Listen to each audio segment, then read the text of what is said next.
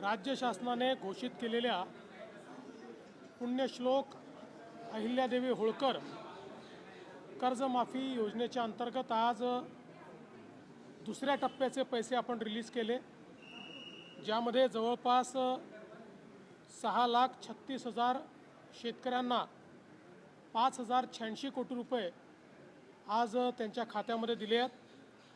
2 टप्पे मिळून 12,56,000 शेतकऱ्यांना आता कर्जमाफी मिळाली आहे आणि 10,115 कोटी रुपये हे शेतकऱ्यांच्या खात्यामध्ये गेले आहेत।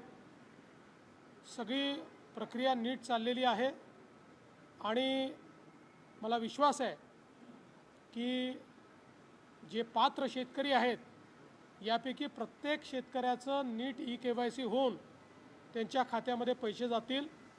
ही प्रक्रिया आम्ही पूर्ण करू। ती पूर्ण केल्यानंतर मग ज्यांनी नियमित कर्ज भरलेलं आहे त्या शेतकऱ्यांच्या खात्यामध्येही 50,000 रुपये जे आम्ही घोषित केले आहेत ते त्यांच्या खात्यामध्ये देऊ।